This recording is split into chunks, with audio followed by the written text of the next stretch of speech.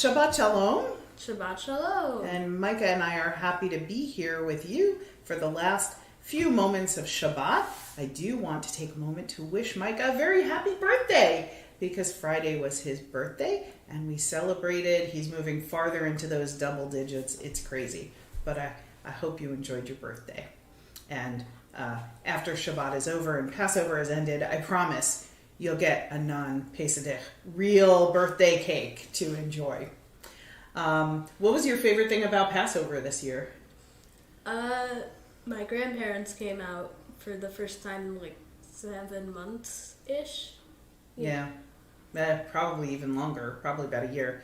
It was nice to see them. And my favorite part was when Micah read the 4 questions, because he's still the youngest in the family and looks like he'll be that way for a while. But he has been doing a great job since circa 2015. You've been doing it a long time now.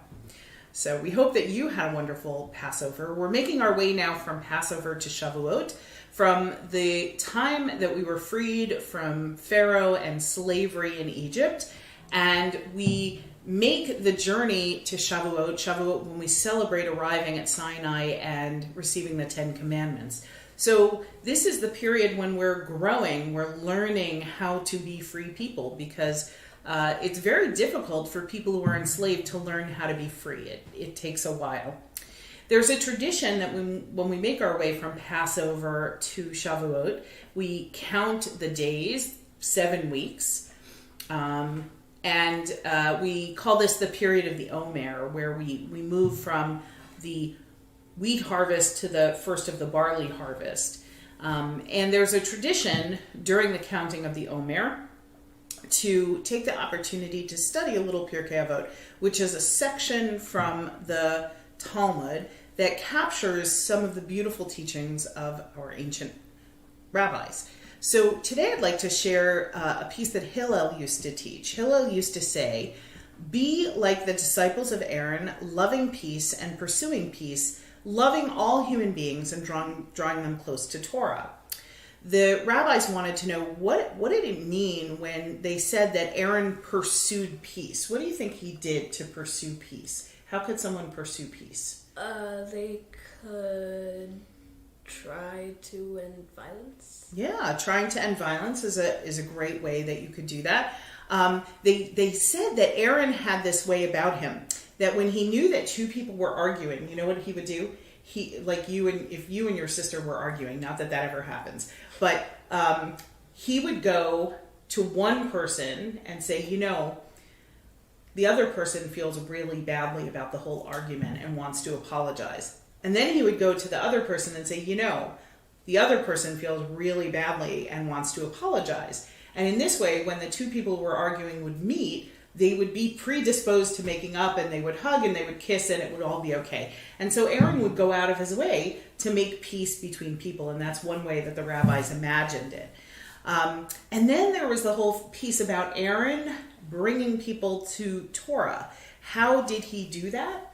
And it was really interesting. No matter who he met, even if he met the most terrible, nasty, horrible person in the world, he would treat that person with dignity and respect, so that they would think to themselves, if Aaron treats me this way, then I want to live up to that standard too. I want to behave at my best too. And so Aaron would help to raise people up and sort of bring them into a Torah mindset of being the best that they could be, being the most kind, compassionate that they could be. So in this new week, as we make our way towards Sinai, we should all consider what is something that we can do to bring peace to others. Think about what you could do this week. Is there one thing that you could do this week that could bring peace? No. Maybe not fighting with your sister? Yeah, that could be one way to bring peace into the world.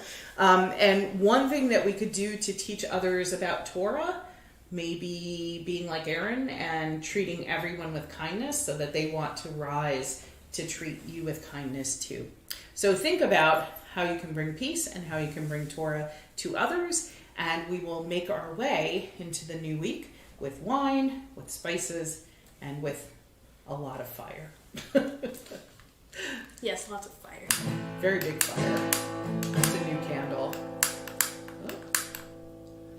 Do you need help?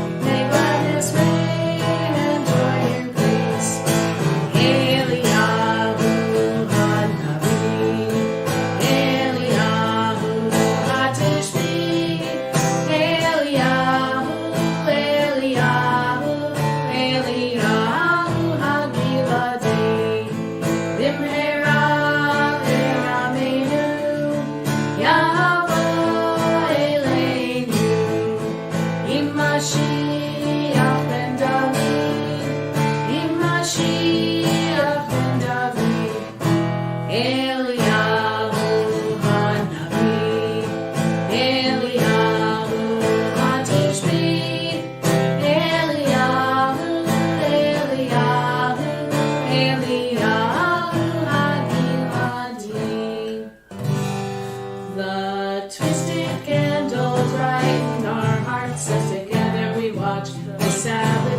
heart. We smell the spices and